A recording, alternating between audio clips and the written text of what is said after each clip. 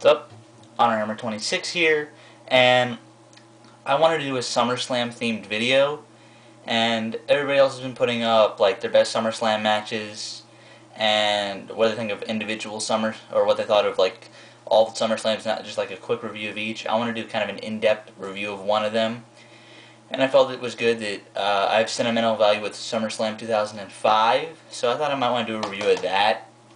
It was the first pay-per-view, or the first WWE Grand Slam pay-per-view that took place since I became a wrestling fan in an arena where I could actually go to. I didn't go to it, but it was kind of a cool deal to see at the Verizon Center, a Grand Slam pay-per-view for me. And I hadn't watched this show since I started considering myself a diehard fan. So I kind of invite you to watch a show that you haven't seen since you became a diehard fan. It brings back a lot of good memories. So let's get to the show. Overall, I think this SummerSlam is very underrated. I thought the crowd was very good at this SummerSlam, and I felt it was actually one of the better SummerSlams, and the best one we've had in a pretty long time. So let's get to it. We kick off the night with the United States title match, Orlando Jordan versus Chris Benoit. This match went about 20 or 26 seconds, like 35 seconds, something like that. But it got the crowd hot. Nothing really special, but it did a good purpose of it over, which is get the crowd hot and into the show. Nothing else besides that, really. It's just like, I can't rate a match like that, though. Next, we got Matt Hardy versus Edge. This is, I think there were 2 wrestling holds total in this entire match, or maybe even like 1. This was just an all-out fight. The ending was questionable, but it worked storyline-wise. But for the time they went, they did a pretty good job with each other. And you know from the matches after it, they had a pretty good ladder match after it. They had a really good street fight. They had an awesome cage match. So I'm going to give this 2.5 stars because of the storyline worked and for what they did. For the time and storyline they were given, they did a pretty good job in my mind. Next we got Match of the Night, which was a ladder match for the custody of Dominic Rey's son with Rey Mysterio versus Eddie Guerrero.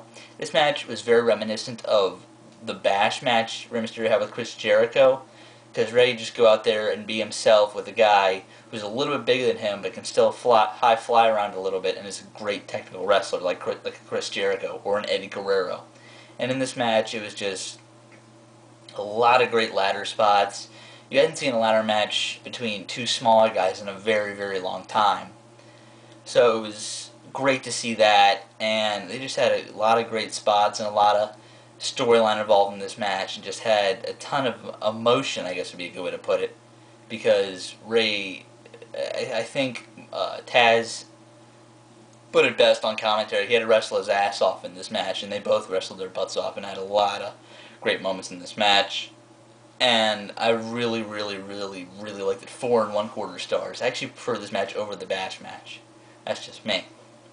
Next we got Kurt Angle versus Eugene for Kurt Angle's gold medal. If you remember, he had something called the Angle Invitational in 2005, which was a stupid idea. Just putting his gold medal on the line for 3 minutes. If he couldn't defeat his opponent in 3 minutes, his opponent won the gold medal.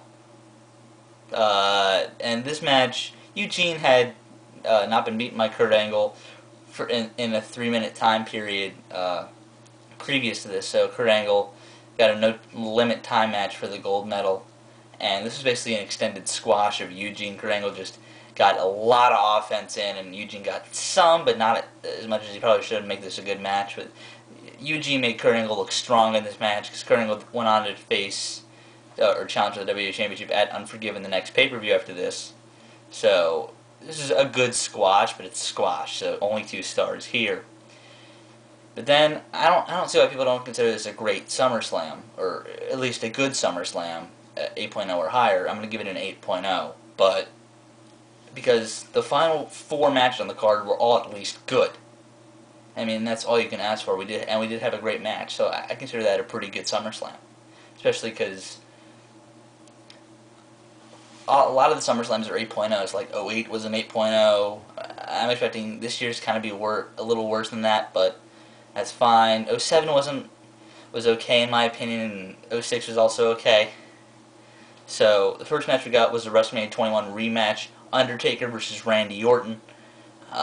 This match was actually pretty good. A lot of good ring psychology, a lot of good spots, and you could tell that Undertaker was doing his best to help put Randy Orton over and make Randy Orton look strong down the road to take him serious as a world title contender again, whenever he held the title. Because WWE kind of very poorly booked his first title reign, which only lasted like 4 weeks. So, I'm also going to give this match 3.5 stars. It was just a great match, but I'm going to knock down a half a star for the ending, or else I would have given it 4. So, there's that. Next we got a WWE Championship match. John Cena versus Chris Jericho. Okay, the crowd helped this match so much. You can tell that the casual fans were all chanting for John Cena. The diehards were all going for Chris Jericho. So, just a lot of great stuff in this match. I'm going to give it 3 3/4 stars. Just so much emotion in this match. I mean, that's why a lot of these matches are, I'm giving a little higher, because the crowd was always into it, and they just did a great job in this match of helping this match along.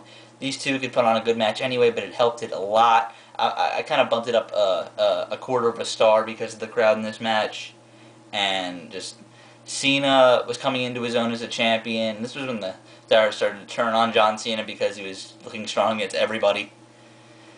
And Jericho was about to leave the WWE for about 2 years, but he definitely wanted to make Cena look strong before he left, and they definitely accomplished that, so good job to both of them. Next we got the World Heavyweight Championship match, Batista versus JBL. This match was no holds barred, but I like this match better than the match they had at the Great American Bash 2005, because I think the stipulation between these two men worked a lot better, and they got the right amount of time. You let both men go out there and hit their spots and just kind of give Batista the win, is what you need to do here, and they did that perfectly, in my opinion. This is not going to be a match of the candidate, and I think WWE realized that, so just let them go out there and do their thing and just move on with the card. And they get 3 stars here. It was a good match, and a pretty cool spot. A couple of pretty cool spots, like Batista did a spear through the guardrail, breaking the guardrail, so I thought that was pretty cool. And yeah, I guess that's pretty much it, and the ending was pretty cool in my opinion, too. Then we got the main event, which is Hulk Hogan versus Shawn Michaels. Even though this match went really slow, we got a lot of elements into this match, I'm going to give it 3 stars, and I'm going to explain why. First off, we got a tweener, or a heel Shawn Michaels, for the first time since 1998 in this match, which is so refreshing to see at the time. And the crowd was always into it because they were big on Hogan and big on Michaels, and this match had a great build to it because, like, honestly, a lot of people wanted to see this match because it had never happened. Like, a lot of people wanted to see Austin versus Hogan. This was another thing people wanted to see. So I'm going to give a lot of credit to this match. I think people maybe do underrate the SummerSlam because of the lack of kind of consistency throughout the card, but I don't see that really. I think this SummerSlam was pretty good, and I'm going to give it an 8.0 because I feel SummerSlam is not the best SummerSlam of all time. I think it's like kind of lower tens, like around 8 or 9, but it's still pretty good. So remember to send me Q&A questions, leave me comments on what you thought about this video, and see ya.